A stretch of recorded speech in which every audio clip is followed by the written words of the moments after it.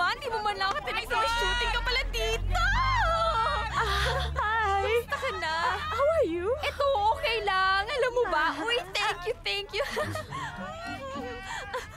Nagkasama tayo dati sa Engkanlawin! Kamusta ka na? Anong role mo doon? Ako yung puno. Yung gumagano, no? Puno. Puno! Ako yun! Tataba niya ako. Ang galing-galing mo, Puno! Hindi kita nakilala. Eh, kasi naman, nung may pintura yung mukha ko. Ay, may pintura. Buong mukha? Oo, buong mukha. Ito, friend, oh. Sa'yo na. Thank you. Halika. Punta tayo dito. Teka, pang pa ako. Ako din! Huy, ako din! Tingnan mo, kulang pa yung blush. Ako muna. Teka, Romy. Bakit mo naman kinikwento ang lahat ng ito sa akin? Siyempre, sir, pinapakita ko lang sa inyo na wala akong problema. Sa ganda kong to. May papel ba naman ang mga barkada mo sa kwento mo? Siyempre, sir, meron. Sumisingit kasi kayo sa monologue ko, eh. Mayo! Mayo! Buti lang andito ka! Hoy, Romy, Mayo! Hoy, alam niyo ba, mga amiga? Kinukuha ko sa cast ng shooting! Uy! Talaga? Ano ba yun? Uy, yung ilaw! Teka lang.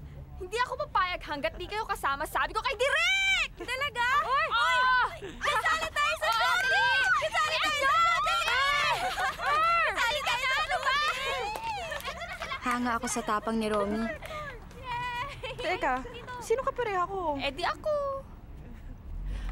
Ayoko sa'yo, ha? Ayoko sa'yo! Ayoko sa'yo! Naiintindihan mo ba yun? Gagawin niya kahit ano, basta lang makaarte siya. Kay Romy, lahat ng nangyayari sa amin, isang malaking palabas. At siya ang bida.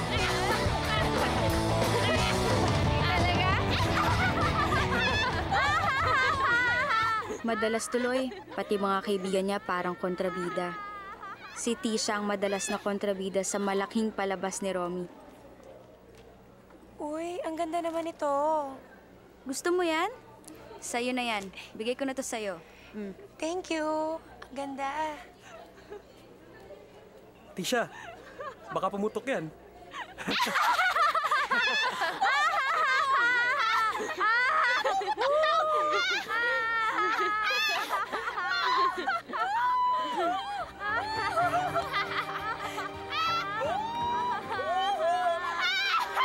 Pero kahit hindi lumalaban ng kontrabida, sa huli, eto pa rin ang pinagtatawanan.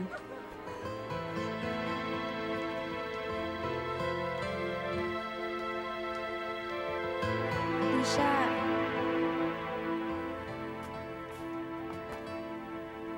ayoko magkahiwa-hiwalay tayong tropa.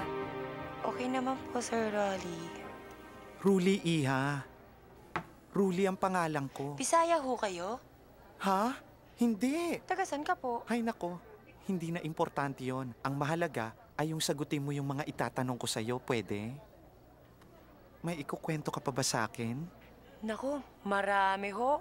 Kaso hindi ko ho alam kung saan ako magsisimula eh. Nye, simulan mo doon sa umpisa. Kamusta ang pagsasama nyo? Ano bang mga problema nyo? Wala naman po kaming mga problema. Ang pagkakaalam ko nga, maayos eh. May konting inggitan lang siguro. Anong inggitan? Nainggit po si Tina kay Kisi. Tapos para rin pong nainggit si Kisi kay Tina. Tapos si Mayo kay Chris. Si Chris ay, sino nga yun? Ang ibig mo sabihin, lahat kayo nasangkot sa problema ni Chris at saka ni Tina?